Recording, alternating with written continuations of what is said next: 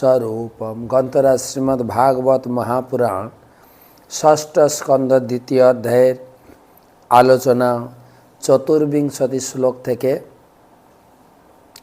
आलोचना प्रसंग अजामिलेर उद्धार प्रसंगे যমদূত এবং বিষ্ণুদূতদের কথোপকথন আমরা সমাপ্ত করে যমদূতরা পরাস্ত হয়ে চলে গেছেন। বিষ্ণুদূতদের সামনে অজামিল এই যমদূত বিষ্ণুদূতদের পুরো কথাবার্তা আলাপ আলোচনা বিতর্ক সবটাই অজামিল শুনেছিলেন। সৌভাগ্য হয়েছিল তার।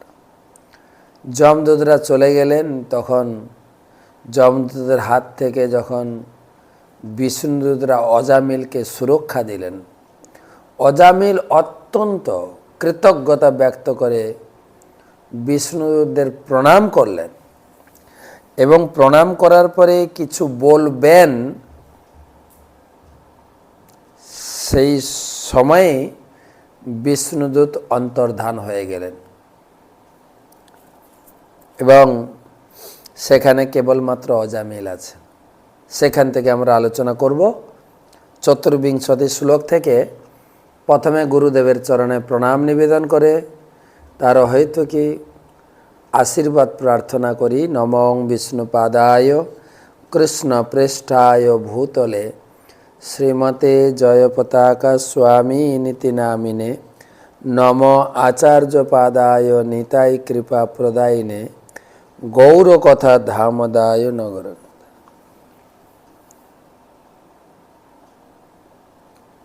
তো কালকে আমরা শুনেছিলাম সংক্ষেপে, পাপিষ্ঠা যে দুরাচারা দেব ব্রাহ্মণ নিন্দকা অপথ্য ভোজনাস্তে তেষাম অকাল মরণম ধ্রুবম। এই সমস্ত কাজ করলে আয়ু হরণ হয়ে যায়, অকাল মৃত্যু হয়। পাপিষ্ঠ দুরাচারী ভগবত বিদ্বেষী বৈষ্ণব ব্রাহ্মণের নিন্দাকারী, যা ইচ্ছা যেখানে ইচ্ছা সেখানে খায়, তাদের অকাল মৃত্যু অবশ্যম্ভাবী, যেভাবে অজামিলের ক্ষেত্রে ঘটনাটা ঘটেছিলেন। অর্থাৎ এখানে বোঝা গেল অজামিলের মৃত্যুর সময় হয়নি, কেবল অত্যন্ত পাপাচারের ফলে তার আয়ু হ্রাস হয়েছিল। গতকালকে একটা ক্লাসে আমরা আলোচনা করছিলাম যে ব্যাসদেব দেখতে পেলেন কলিযুগের মানুষের আয়ু কম, শুধু তাই না, আয়ু হ্রাস হয়ে যাবে। আমি উদাহরণ দিয়ে বুঝিয়েছিলাম, দেখেন আপনার ঘরের সামনে যদি একটু রাস্তা থাকে, পিচের রাস্তা হোক কাঁচা রাস্তা হোক, যদি সরকারি পঞ্চায়েত বা সরকারি মিউনিসিপ্যালিটি থেকে যে যা এলাকায় থাকেন, সেই রাস্তা মেরামতির জন্য হয়তো 50 লাখ টাকা বাজেট পাস হলো, কিন্তু কাজ হবে কতটুকু? ইঞ্জিনিয়ার, তারপর নেতা মন্ত্রী দাদা দিদি অল্প অল্প খেতে খেতে খেতে খেতে সে 50 লাখ টাকার হয়তো কাজ এসে দাঁড়াবে হয়তো 20-22 লাখ টাকা। ঠিক ভগবান কলিযুগে মানুষের আয়ু দিয়েছেন 100 বছর তুমি বাঁচো, সত্যযুগে 1 লক্ষ বছর, ত্রেতা যুগে 10,000, দাপর যুগে 1000, কলিযুগে 100। কিন্তু যারা শুদ্ধাচার জীবন করেছেন, আমাদের ঠাকুমা দিদিমা দাদু, তাদের জীবন ছিল শুদ্ধ, তাদের আহার ছিল শুদ্ধ, তাদের কথাবার্তা তাদের আচার আচরণ সব কিছু শুদ্ধ ছিল, খাবার দাবার। তো তারা সেঞ্চুরি করার আশা পোষণ করতে পারে বা অনেকে সেঞ্চুরি করছে। আমরা সব কিছু দূষিত, কথাবার্তা দূষিত, আচার আচরণ, কেউ কারোর উপরে ভরসা করে না, প্রতি পদক্ষেপে মোবাইলে মিথ্যা কথা বলি। এসবের ক্ষেত্রে আমাদের আয়ু হরণ হচ্ছে। তাই পাপ করলে আয়ু হরণ হয়। পৌপা তাৎপর্য সেই শ্লোক দিয়ে বুঝালেন, অজামিলের আয়ু হরণ হয়ে গেছিল, পাপ কার্যে যুক্ত হয়েছিল বলে। তো যখনই অজামিল প্রণাম করে বিষ্ণুদূতদের উদ্দেশ্যে কিছু বলতে চাইলেন, বিষ্ণুদূতরা অন্তর্ধান হয়ে গেলেন। তারপর থেকে অজামিল অথা অজামিল অপ্যথা কর্ণ दूतानां जमकृष्णय धर्मं भागवतं शुद्धं त्रैवेद्यं च गुणाश्रयं भक्तिमान् भगवत्तासु महत्तं श्रवणाद्धरे अनुताप महानासीत् स्मरणत शुभ स्मरणत अशुभ मात्मन अजामिल अप्यथाकरण दूतानां जमकृष्णयो धर्मं भागवतं शुद्धं त्रैवेद्यं च गुणाश्रयं भक्तिमान् भगवत्तासु महात्म्य श्रवणाद्धरे अनुताप महानासीत स्मरत अशुभमात्मन। অনুবাদ দুটো শ্লোকের একসঙ্গে অনুবাদ করেছেন প্রভুপাদ। যমদূত ও বিষ্ণুদূতদের কথোপকথন শ্রবণ করে অজামিল বুঝতে পেরেছিলেন জড়া প্রকৃতির তিন গুণের অধীন কর্ম কি, ধর্ম কি। সেই তত্ত্ব তিন বেদে বর্ণিত হয়েছে। তিনি জীব ও ভগবানের সম্পর্ক সম্বন্ধীয় বিষয় গুণাতীত ভাগবত ধর্ম সম্বন্ধেও অবগত ছিলেন, কিন্তু অধিকন্তু তিনি ভগবানের নাম যশ গুণ লীলা আদি মহিমা শ্রবণ করেছিলেন। এভাবে তিনি পূর্ণরূপে শুদ্ধ ভক্তে পরিণত হয়েছিলেন। তখন তার পূর্বকৃত পাপ কর্মের ফল স্মরণ হয়েছিল, সেই জন্য তিনি অত্যন্ত অনুতাপ হয়েছিলেন। আজকে সকালে একটা জায়গায় ক্লাস দিচ্ছিলাম, বাংলাদেশের নোয়াখালী অনলাইনে। প্রসঙ্গ এটাই ছিল যে আমাদের পরিস্থিতি আমরা বুঝতে পারছি না,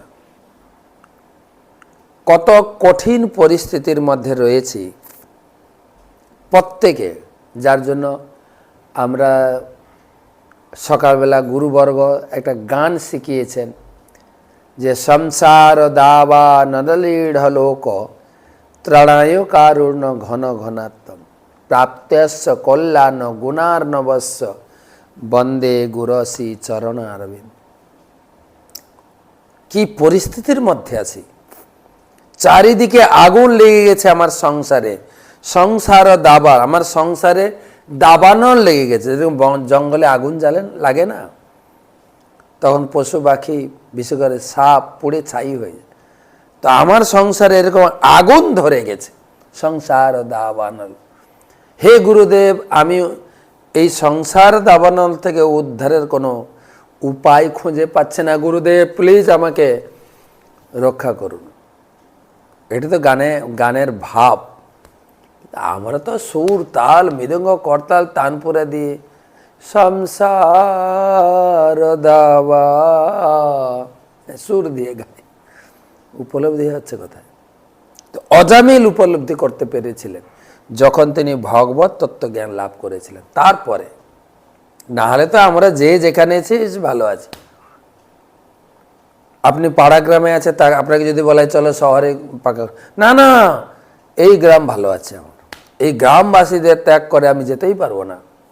গ্রামের পরিশুদ্ধ হাওয়া, প্রত্যেকের জায়গায় আমি বেশ ভালো আছি, কিন্তু আমার উপরে যে ব্যক্তি আছে সে উপলব্ধি করতে পারে, আমি পারবো না। তো উদাহরণস্বরূপ বলছিলাম, একবার ইন্দ্র গুরুদেবের চরণে অপরাধ করার ফলে তার স্বর্গরাজ্য থেকে পতন হয়, সে শূকর হয়ে জন্মেছিল। শূকর কোথায় থাকে বলেন? যেখানে কাদা, ড্রেন। আর তার খাবারটা কি বলেন তো? স্পেশাল খাবার। মানে মানুষ ভালো ভালো কিছু খেয়ে দে যে মল ত্যাগ করে, সেই ফরফরাসযুক্ত মল শূকরের খুব একদম গরম গরম নাস্তা। আমি দেখি মাঝে মাঝে আমাদের কলকাতা হাওড়ার আশেপাশে শহরতলি, যেখানে প্রচুর লোক মল ত্যাগ করে করে, আর সেখানেই শূকর ঘুরে বেড়ায়, একদম গরম গরম খাবার পায়। অনেক দিন হলো স্বর্গত ইন্দ্র নেই। ব্রহ্মা চিন্তা করছেন দেশ চলবে কি করে, স্বর্গ চলবে কি করে। তাই ব্রহ্মা নিজে এলেন ইন্দ্রকে ফেরত নিতে। এসে বলছেন ইন্দ্র তখন একদম ছেলে মেয়ে স্ত্রী স্বামী সব পরিবার নিয়ে ড্রেনে কর্দমাতে শুয়ে আছেন, বেশ আরাম করে, কাদা টাদা মেখে একদম, দেখলেই ঘৃণা লাগে। ব্রহ্মা এসে বলছেন, আরে ইন্দ্র, তুমি স্বর্গের রাজা, এখানে ড্রেনে পড়ে আছো, তোমাকে ফেরত নিতে এসেছি। সেই ইন্দ্ররূপী শুকর ব্রহ্মাকে তাড়া করে, আমি তো বেশ ভালোই আছি। আমাদের পরিস্থিতি তাই, আমরা যে যার জায়গায়, যে যে বাড়িতে জন্মগ্রহণ করেছি, যে যে পাড়াতে থাকি, যে যে দেশে থাকি, সকল দেশের রানী সেজে আমার জন্মভূমি। কবিরাও গিয়ে গেছেন, আমার জায়গাটা হচ্ছে সব থেকে সেরা জায়গা। আরেকটা পরিস্থিতি, যদি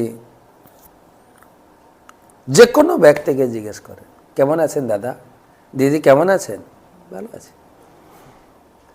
প্রভুপাদ কবিতা লিখতে গিয়ে দুঃখ প্রকাশ করছেন বিরহ অষ্টকমে, চিররোগী দুঃখভোগী বিছানাতে শুইয়া শুইয়া, ভালো আছি কহে হাসিয়া হাসিয়া। দুঃখ পায়, হাসি পায় তার ভালো থাকার কথায়।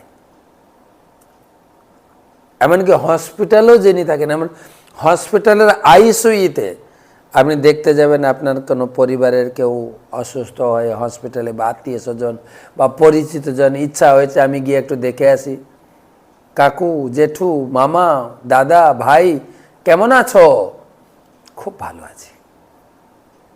প্রভুপাদ বলছেন, হাসি পায়, দুঃখ পায় তার ভালোবাসার কথায়, তার ভালো থাকার কথায়।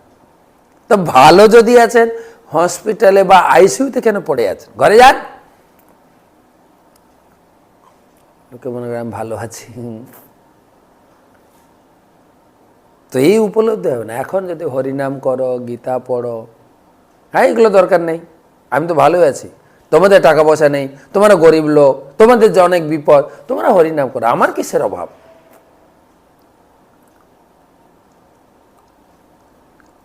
এখানে অজামিলের কাহিনী থেকে বুঝছি, অজামিল যখন সে বিষ্ণুদূতদের কাছে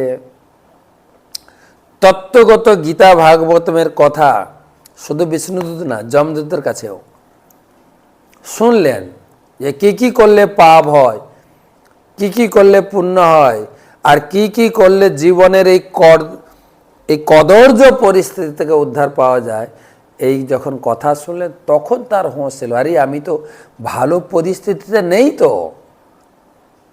দেখেন, তখন স্মরত অশুভম আত্মনা, তখন তার অনুশোচনা হচ্ছে, হায় আমার পরিস্থিতি তো ভালো না, আর 10টা লোকের মতো, আর 5টা লোকের মতো আমার জীবনও দুর্বিষ, ভাগ্যিস বিষ্ণুদূতরা আমাকে উদ্ধার করলেন, ভাগ্যিস আমার ছেলের নাম নারায়ণ রেখেছিলাম।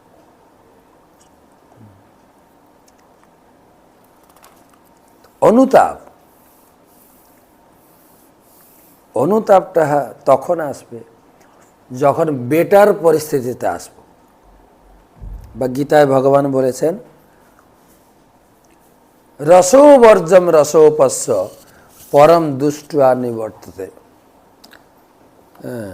দ্বিতীয় অধ্যায়ের 59 শ্লোকে ভগবান বললেন যে যখন উচ্চতর স্বাদ লাভ হয়, বিষয়া বিনির্বর্তন্তে নিরাহারস্য দেহিন রসবর্জম রসোপস্য পরম দুষ্ট্যা নিবর্ততে। এই জগতের ভোগ বাসনা সুখ সুবিধা নিয়ে মশগুল হয়ে আছে, সে তো মদ খায়, সেও তো আনন্দে থাকে, কিন্তু সাধারণ লোক কি বিচার করে, মদ খাওয়াটা ভালো না মদ খেয়ে সে ভালো আছে বলুন? কোনো ভদ্র বা কোনো ভদ্র পরিস্থিতি, ভদ্র সমাজ মদ খাওয়াটা অ্যালাউ করে না। কিছু কিছু সরকার অ্যালাউ করে ইনকামের জন্য, যে সরকার তার নাগরিকদের ভালো বা কুশল চিন্তা না করে ইনকামের ধান্দা করে। অনেক দেশ আছে মদ অ্যালাউ নেই, কিন্তু খারাপ। তো সেই জন্য ভালো বা কি পরিস্থিতিতে আছি, যারা বিষ্ণুদূতের মতো ভগবানের শুদ্ধ ভক্ত, তারা তাদের শুদ্ধ দৃষ্টি দিয়ে বুঝতে পারেন। আর না হলে আমরা শুকরের মতো অনেক লোককে দেখি কীরকম পরিস্থিতির মধ্যে থাকে। এই কলকাতায় দাঁড়িয়ে দাঁড়িয়ে খাওয়া, অফিস করছে, বড় বড় একই থালাতে কত লোক খাচ্ছে, ধোয়ার জল কথায় কলকাতায়, খাওয়া দাওয়ার পরে ওখানে ওই নোংরা জলে ধুয়ে আবার খাওয়াচ্ছে। পরিস্থিতি যান্ত্রিকময় জীবন, সেই পরিস্থিতি গুরুবর্গ উপলব্ধি করতে পারে। হ্যাঁ, প্রভুপাদ যখন আমেরিকায় প্রচারে ছিলেন, একবার অনেক রাত হয়েছিল, প্রোগ্রাম শেষে তিনি মন্দিরে ফিরছেন, তো প্রভুপাদের চোখে জল নামছে। প্রভুপাদের শিষ্য ছিলেন যে, গুরুদেব আপনি কোনো কষ্ট অনুভব করছেন, শারীরিক পীড়া বা কোনো ব্যথা বেদনা? বলছে না, তবে আপনার চোখে জল দেখছি। বলছে দেখো, আজ আমাদের জীবনে দিন রাত বলে একটা জিনিস আছে। দিনের বেলা আমরা খাটাখাটনি করে, রাত্রে একটু বিশ্রাম নিই, কিন্তু বর্তমান সমাজ কি হয়েছে, তাকে দিন রাতের কোনো পার্থক্য নাই। বড় বড় লাইট, পাওয়ারফুল লাইট জ্বালিয়ে রাতের অন্ধকারকে ঘুচিয়ে দিন বানিয়েছে, আর দিন রাত লোকে খাটছে। আমি এসেছি কৃষ্ণ ভক্তি প্রচার করতে, সবার কাছে পৌঁছাতে পারছি না, এটাই আমার দুঃখ। এই লোকগুলো যে সারা রাত ধরে খাটছে, পরিশ্রম করছে, দৌড়াচ্ছে পয়সা ইনকামের জন্য, ওদের কাছে যদি একটু গীতার কথা শোনাতে পারতাম, ওদেরকে যদি একটু হরিনাম করাতে পারতাম, ওদের দেখে দুঃখ হচ্ছে। গীতায় ভগবান বলেছেন, অসচ্চানম অনুশোচস্তং প্রজ্ঞাবাদংশ ভাস হচ্ছে গতা শুনো গতা সংস নানুশোচন্তি পণ্ডিত। যারা পণ্ডিত ব্যক্তি কোনো কিছুর জন্য শোক করেন না, কিন্তু প্রহ্লাদ মাঝে শোচে, আমি শোচনা করি আমার জন্য না। এই লোকগুলো মনুষ্য জীবন পেয়েও কীরকম পশুর মতো খাওয়া দাওয়া ঘুমিয়ে দিন কাটাচ্ছে। প্রভুপাদ তো চ্যালেঞ্জ করলেন আমেরিকা দাঁড়িয়ে, পশু ঘুম থেকে উঠে 4 পায়ে দৌড়াচ্ছে, কোথায় খাবার পাবো, কোথায় একটু যৌন সঙ্গ করব, কোথায় একটু বিশ্রাম নেব। পশু 4 পায়ে দৌড়াচ্ছে, মানুষ, তোমাদের দেশের উন্নত মানুষ 4 চাকায় দৌড়াচ্ছে। বলো তো পশুর থেকে কি তফাৎ? তফাৎটা কোথায়? আমি তো এক অংশ তফাৎ দেখি। মানুষের মনুষ্যত্ব তখন যখন সে উপলব্ধি করতে পারবে তার পরিস্থিতি, যে আমি কি সিচুয়েশনে আছি, সেটা উপলব্ধি করতে পারাটাই হয়েছে। আর সেটা উপলব্ধি হবে, গীতায় বলছেন রসোপর্যম রসোপস্য।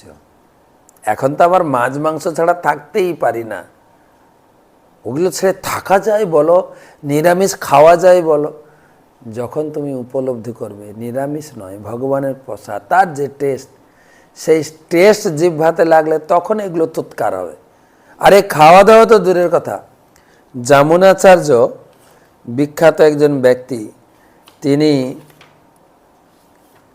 তার যদি কখনো একটু স্ত্রী সঙ্গের চিন্তা হতো, মুখ দিয়ে থুতু ফেলছেন, তিনি বলছেন যে যদবধি মম চেত কৃষ্ণ পদারবিন্দয় নব নব রসা ধারন্তুমাসিত তদবধি যদবধি মম চেত কৃষ্ণ পদারবিন্দয় নব নব রসা ধানম অনুদ্যতম রন্তুমাসিত তদবধি বত নারী সঙ্গম স্মর্যমানে ভবতি মুখ বিকার সুষ্ঠু নিষ্ঠিবনঞ্চ। আমি ভক্তিপথে রয়েছি, কখনো, যামুনাচার্য বলছেন, কখনো কখনো একটু নারী চিন্তা এসে গেলে, নারী সঙ্গমের চিন্তা, মুখ দিয়ে থুতে, ছি কি খারাপ চিন্তা এসে গেল আমার মধ্যে, থু।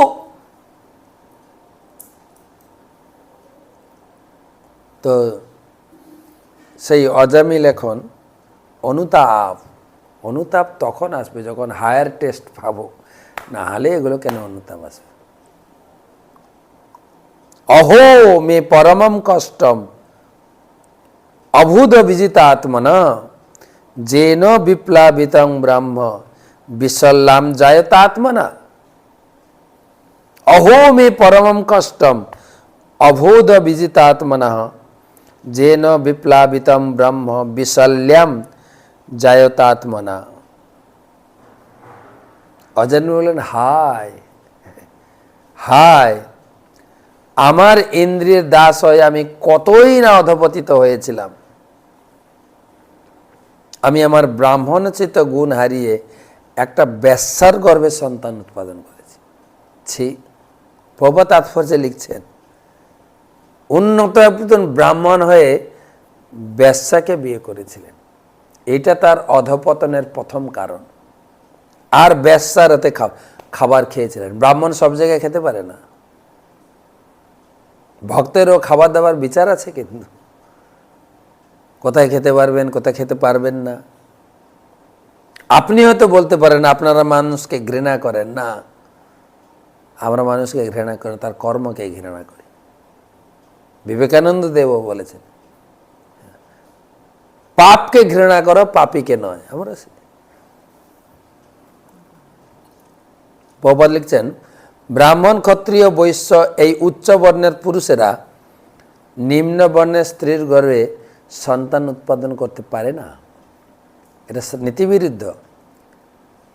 তাই বৈদিক সমাজে ছেলে মেয়ের কষ্ট বিচার করে বিবাহ জটক কেমন হবে তা বিচার করার প্রথা প্রচলিত রয়েছে। কোন বর্ণের মানুষ কার সঙ্গে কিভাবে বিয়ে হবে,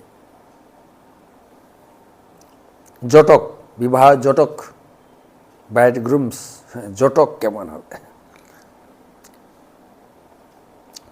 বৈদিক জ্যোতিষশাস্ত্রে প্রকৃতির 3 গুণ অনুসারে কোন মানুষের ব্রাহ্মণ বর্ণে, ক্ষত্রিয় বর্ণে, বৈশ্য বর্ণে, শূদ্র বর্ণে জন্ম হয়েছে কিনা তা বোঝা যায়, তা বিচার করে দেখা কর্তব্য। কারণ বিপ্রবর্ণের ছেলের সঙ্গে যদি শূদ্র বর্ণের মেয়ের বিবাহ হয় তাহলে উভয়ে জীবন দুর্দশায় পূর্ণ, জীবন দুর্দশাময় হয়ে যাবে। হচ্ছেও তাই। এখন তো আর কাস্ট জাতি কিছু মানছে না। আমাদের গ্রামে একটা ভাষা ছিল, প্রেমেতে লাগিলে মন কিবা হাড়ি কিবা ডোম। কারো প্রতি যদি একটু ভালোবাসা বেড়ে যায়, ও কোন বর্ণের লোক দেখে। কিন্তু মহাভারত দেখবেন, কর্ণমণির নাম শুনেছেন। কর্ণমণির পালিত কন্যা কি নাম ছিল? শকুন্তলা। যখন দুষ্মন্ত রাজা দুষ্মন্ত মৃগয়া করতে করতে কর্ণমণির আশ্রমে উপস্থিত হয়েছিলেন, তার সেই কন্যাকে দেখে আকৃষ্ট হয়ে গেছে, এত সুন্দরী কন্যা। কিন্তু নিজে ভাবছেন, আমি একজন ক্ষত্রিয়, মেয়েটা হচ্ছে ব্রাহ্মণের মেয়ে, তা আমি কি অধপতিত হয়ে গেলাম? ক্ষত্রিয় মেয়ের প্রতি আকৃষ্ট হবে, আমার নজর কেন ব্রাহ্মণ কন্যার উপরে যাচ্ছে? আমি কি অধপতিত? না, মোটেই না, আমি অধপতিত নয়, নিশ্চয়ই এর পিছনে কোনো কারণ আছে। তিনি চিন্তা করলেন, এই মেয়েটা কিন্তু ব্রাহ্মণের মেয়ে না, নিশ্চয় ক্ষত্রিয় মেয়ে। আমার পারিবারিক শুদ্ধতায় আমার চেতনা কখনো ব্রাহ্মণের কন্যার প্রতি আকৃষ্ট হবে না, ক্ষত্রিয় কন্যার প্রতি, এ নিশ্চয়ই ক্ষত্রিয়। পরে জানা গেল, হ্যাঁ, কর্ণমণির কন্যা নয়, কর্ণমণির পালিত কন্যা শকুন্তলা, বিশ্বামিত্রের কন্যা। বিশ্বামিত্র ক্ষত্রিয় ছিলেন, কত শুদ্ধ ছিল তখন। আর এখন তো আরো কে কোন বাড়ির মেয়ে কোন বাড়ির ছেলে, ম্লেচ্ছর বাড়ির ছেলে মেয়েকেও বিয়ে করছে আমাদের ছেলে মেয়েরা,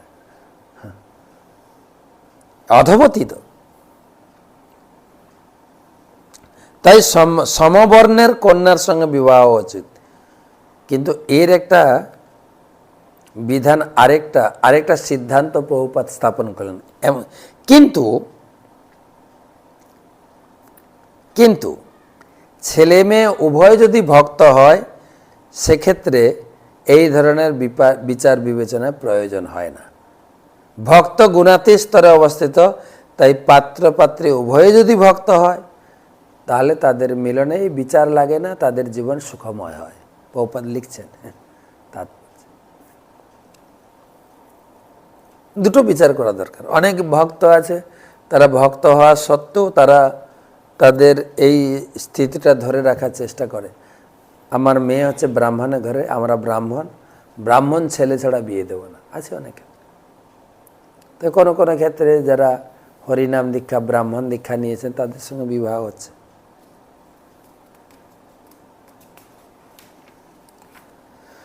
27 শ্লোক। ধিংমাং বিগহৃতম সদ্ভি অদৃষ্কৃতম কুলকজ্জলম দুষ্কৃতম কুলকজ্জলম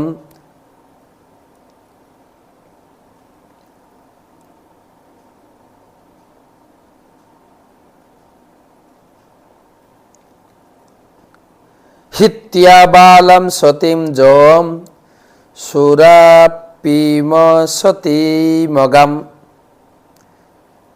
ধিগ্মাম বৃগহিতম সদ্ভি দুষ্কৃতম কুলকজ্জলম হিত্বা বালাম সতীম জহম সুরাপিম সতীমগাম।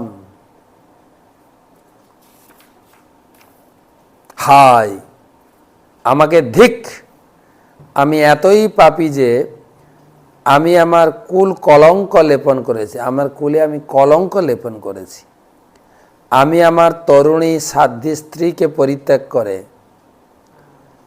সুরা পাইনি এক বেশ্যার সঙ্গে রত হয়েছে। আমাকে ধিক, ধিক আমাকে। নিজেকে ধিক্কার, নিজেকে অনুতাপ, অনুশোচনা তখন আসবে যদি আমার নিজের স্থিতিটা আমি উপলব্ধি করতে পারি। আমি কে, আমি কোথায় ছিলাম, ভগবানের সঙ্গে আমার সম্পর্ক কি, এই স্থিতি উপলব্ধি করা। দুটো জিনিস, একটা যে উপলব্ধি করলে অনুশোচনা আসবে, আর অনুশোচনা না হলে ভক্তিতে এগোতে পারবো না। প্রভুপাদ তাৎপর্যে লিখছে, যে শুদ্ধ ভক্ত তার মনোভাব এইরকম। কেউ যখন ভগবানের এবং গুরুদেবের কৃপায় ভগবত ভক্তি স্তরে উন্নীত হন, তখন তিনি প্রথমে তার পূর্বকৃত পাপ কর্মের জন্য অনুতপ্ত বোধ করেন। তা আধ্যাত্মিক জীবনের উন্নতি সাধন করতে সাহায্য করে। আমরা দীক্ষা নিয়েছি, কিন্তু অনুতাপ করছি কি? যারা যারা বৈষ্ণব ধর্ম দীক্ষা নিয়েছি, হায় আমার জীবনটা কি ছিল, কি খেতাম, কিভাবে চলতাম, কিভাবে কথা বলতাম, পাপময় জীবন ছিল। গুরুদেব আমাকে বাঁচিয়ে দিয়েছেন, কখনো ধিক্কার দিয়েছে? কখন? আমরা তো গর্ব করি, আর গর্বের অহংকারে ফেটে লেকচার দিতে শুরু করি। মাছ মাংস খাচ্ছেন, নরকে যাবেন, আপনি নরকে যাবেন। হ্যাঁ, তখন 3টা আঙ্গুল বলছে তুমি মাছ মাংস খেতে না, খেতে না তুমি। অনেক লোক জিজ্ঞাসা করে, মহারাজ আপনি ছোট থেকে ভক্ত তাই না? না, কোথা ছোট থেকে ভক্ত। এই যখন কলেজে পড়ছিলাম তখন আমাদের এক মাস্টারমশাই, তিনি ইংরেজির শিক্ষক ছিলেন, উনি ইসকনের লাইভ মেম্বার ছিলেন। তার কাছে শুনতে শুনতে একটু বই পেলাম, তারপরে চলে এলাম। এখন আমার বাড়িতে কেউ ভক্ত না, বলতে হয়তো লজ্জা লাগতে পারে। হ্যাঁ, কিছু লোক অহংকার, আমার বাড়িতে আমি ছোট থেকে ভক্ত, হতে পারেন ভক্ত। মানে অনুতাপ করার থেকে গর্ব অহংকার বেশি। ভক্তিতে এগোবো কি করে? এখানে বলছেন আমার জীবনটা কীরকম ছিল, আমার গুরুদেব আমাকে বাঁচিয়েছেন। কি খেতাম, কিভাবে চলতাম, কিভাবে আচার আচরণ ছিল, কাদের সঙ্গে মিশতাম, আমার সাঙ্গপাঙ্গ কেমন ছিল। অনুতপ্ততে আপনি ভক্তিতে এগোবেন। হায় হায় হায়। কে যদি আপনাকে বলে আপনি শুদ্ধ ভক্ত ছোট থেকে, না না, এ যতটুকু শিখেছি, যতটুকু করছি, হি পরম সৌভাগ্য যে সেরকম গুরুদেব আমাকে শিখিয়েছে, সাধুসঙ্গরা, ইস্কনের ভক্তরা শিখিয়েছেন। নাহলে আমার মতো একটা কাক সদৃশ্য মানুষকে সার্বভৌম ভট্টাচার্য বলছেন, আমার মতো একটা কাক সদৃশ্য জীবন যেখানে অখাদ্য কুখাদ্য আবর্জনা খেতাম, মহাপ্রভু আপনার কৃপায় আজকে বসে প্রসাদ খাচ্ছি, আজকে বসে ভগবানকে উপলব্ধি করতে পারছি। প্রতি পদক্ষেপে অনুতপ্ত করা উচিত, তবে ভক্তি দেয় গো। অজামিল অনুতপ্ত করছে। হায়, বিষ্ণুদূতরা অজামিলকে শুদ্ধ হওয়ার সুযোগ দিয়েছিলেন, অজামিলকে শুদ্ধ ভক্ত হওয়ার সুযোগ দিয়েছিলেন, এবং সেই শুদ্ধ ভক্তের কর্তব্য হচ্ছে অবৈধ স্ত্রী সঙ্গ, আসবপান, আমিষার এবং দ্রুত ক্রীড়া পাপ কর্মের এই জন্য অনুতপ্ত করা। পূর্বের বদ অভ্যাসগুলি ত্যাগ করাই কেবল যথেষ্ট নয়। আমি আগে এগুলো করতাম, এখন বন্ধ, এইটা যথেষ্ট নয়। প্রভুপাদ লিখছেন, অধিকন্তু পূর্বকৃত পাপ কর্মের জন্য সর্বদা অনুতাপ করা উচিত, সেটাই হচ্ছে ভক্তির মানদণ্ড। অজামিলের ক্ষেত্রে দেখুন কতটা পাপ করতেন। আমরা পরম পূজ্য শ্রী শ্রীমৎ ভক্তি পুরুষোত্তম মহারাজের কাছে শুনি, আমরা যেরকম গীতা ভাগবতম পড়ছি, জগাই মাধায়ও গীতা ভাগবতম মহাভারত পুরাণ পড়ত। আমরা পড়ছি ভগবানকে জানার জন্য, পাপ থেকে মুক্ত হওয়ার জন্য। তারা পড়ত কি কি করলে পাপ হয়, লিস্ট বানাতেন, লিস্ট বানিয়ে ওইগুলো করতেন। আজকে কতগুলো লিস্টের কাজগুলো করলাম, এগুলো বাকি থাকলো, কালকে করব। এতটাই পাপী ছিল, এবং এটাই উদাহরণ দেওয়া হয়েছে, মহাপ্রভু তাদেরকে উদ্ধার করেছেন। পাপী তাপী যত ছিল হরি নামে উদ্ধারিল, তার সাক্ষী জগাই মাধায়। সেই জগাই মাধায় যখন মহাপ্রভু তাদেরকে উদ্ধার করলেন, রক্ষা করলেন, হরিনাম করার নির্দেশ দিলেন, ধীরে ধীরে তারা শুদ্ধ হয়, তারা উপলব্ধি করলো। একদিন মহাপ্রভু নিত্যানন্দ প্রভুর চরণ জড়িয়ে বলছেন, আমরা জীবনে কত পাপ করেছি, আপনার নিতাইয়ের কপাল ফাটিয়ে দিয়েছি, আমাদের কি করে উদ্ধার হবে? কত বৈষ্ণবের নিন্দা করেছি, গালিগালাজ করেছি, বৈষ্ণবকে হ্যারেস করেছি।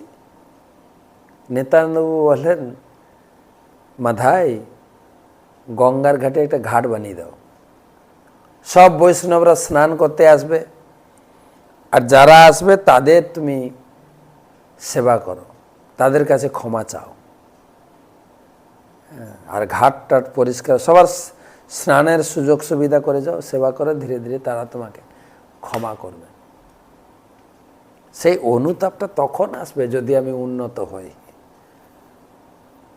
ফলবন্ত বৃক্ষ আর গুণবন্ত জন, নম্রতা স্বভাব তার অনুকরণ। যার গুণ, যার হৃদয়ে ভগবত ভক্তির ফল প্রকাশিত হয়, সে ঝুঁকবে।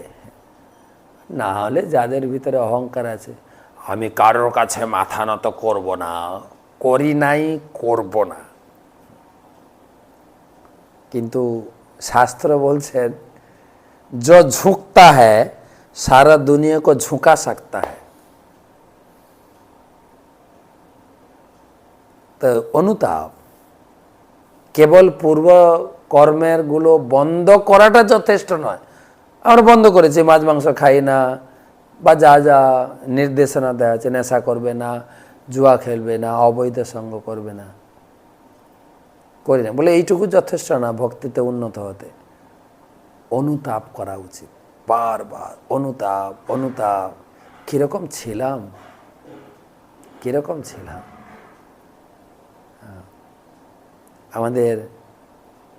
আমার গুরুদেব একবার বলছেন যে মহাপ্রভু সব বড় বড় ব্যক্তি, जैसे रूप गोस्वामी, সনাতন গোস্বামী প্রধানমন্ত্রী, অর্থমন্ত্রী ছিল, তাদেরকে রাজপথ থেকে বৃন্দাবনে বাস দিয়েছেন। কলিযুগে তার সাক্ষী শ্রী দবির খাস, রাজপথ ছাড়ি যার অরণ্যে বিলাস, প্রতিদিন এক একটা গাছের গোড়ে থাকতো। যারা ছিলেন মন্ত্রী, প্রধানমন্ত্রী, যেনারা নিজেদের বাংলোতে বাস করতেন, তারা সব ছেড়ে গাছের গোড়ায়। গাছের গোড়ার স্বাদ পেয়ে গেছেন। গুরু মহারাজ বলছেন কিন্তু আমি তো উল্টো করেছি, তোমাদের মতো লোক, গাছের গোড়ার লোক, ফুটপাথের লোক, তোমাদের নিয়ে এসে মায়াপুরের প্রাসাদে বাস করিয়েছে, তোমাদের ভজন হবে কি করে? ভোগের প্রবৃত্তি বেড়ে যাচ্ছে। কত অন্তর্নিহিত কথা আছে। প্রভুপাদ বলছেন অজামিলের মতো আমরা আমাদের পূর্বজন্মের কর্মের, ব্যবহারের, আচার আচরণের যদি মনে করে অনুতপ্ত হই তাহলে ভজন হবে। যদিও বলা আছে পাস্ট ইজ পাস্ট, অতীতটাকে ছেড়ে দাও। গুরুদেব বলছেন ভজনের জন্য অতীতটা কাজে লাগে। কীরকম ছিলাম আমি, এখন কি পজিশনে আছি, তবে ভক্তি জীবনে উন্নতি করতে পারবে। প্রভুপাদ লিখছেন পূর্বজন্মের কাজের জন্য অনুতাপ করা উচিত, সেটি হচ্ছে ভক্তির মানদণ্ড। অনেক বড় কথা। কিন্তু বৃন্দাবনাথৌ পিতরৌ নান্য বন্ধু তপস্বিনৌ অহো ময়াধুনা তক্ত্যাবকেতেন নিচবৎ। বৃন্দাবনাথৌ পিতরৌ নান্য বন্ধু তপস্বিনৌ অহো ময়াধুনা তক্ত্য অবকৃতজ্ঞেন নিচবৎ। এক একটা গুণে গুণে অনুশোচনা করে। এমন নয় যে আমি বলে দিলাম বলে হ্যাঁ ঠিক আছে আমার না খারাপ লাগে, এইটুকু না, গুণে গুণে অনুতাপ করছেন। কি? প্রথম আমি ব্রাহ্মণ ছিলাম, ব্রাহ্মণের নিজের পতিব্রতা পত্নী, বুড়ি ছিল না, তরুণী, সুশীলা, তাকে পরিত্যাগ করে বেশ্যা বিয়ে করেছি। আর ব্রাহ্মণ গুণ ছেড়ে মদিরা পান করেছি, বেশ্যার সঙ্গ করেছি। গুণে গুণে অনুতাপ করছেন। গুণে গুণে কি কি খারাপ কাজ করেছি অনুতাপ করতে। এই শ্লোকে বলছেন কি খারাপ কাজ করেছি। 28 শ্লোকে আমার পিতামাতা বৃদ্ধ ছিলেন, তাদের দেখাশোনা না করার জন্য কোনো পুত্র বা দ্বিতীয় ব্যক্তি ছিল না। যেহেতু আমি তাদের রক্ষণাবেক্ষণ করিনি, তাই তাদের নানা দুঃখ কষ্ট ভোগ করতে হয়েছে। হায়, একজন জঘন্য নীচ অকৃতজ্ঞ ব্যক্তির মতো আমি তাদের অবহেলায় ফেলে রেখেছিলাম। আমি বুড়ো বাবা মার সেবা করিনি, এটাও একটা কৃতজ্ঞতা। অজামিল থেকে, অজামিল নিজের কথা বলছেন, ভাগবতম নিজের জ্ঞানকে শেয়ার করেছেন। ভাগবতম উপদেশ দিচ্ছেন না, অজামিল নিজের কথা আমাদেরকে শেয়ার করছেন। বাড়িতে যাদের বাবা মা, বয়স্ক ঠাকুমা দিদিমা আছে সবার সেবা করুন, সেবা করুন,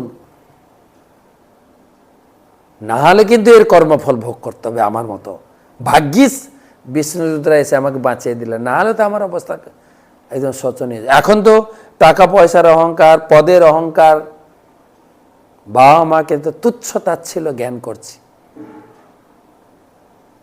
বাবা মার সেবা করেন, তাদের দরকার এই বয়সে সেবার সাহায্য। যারা আমরা ছেলেরা আছি, বাবা মা, গুরুজন, ঠাকুমা, দিদিমা সবার সেবা। আর যারা মহিলারা আছেন শ্বশুর শাশুড়ির সেবা করেন।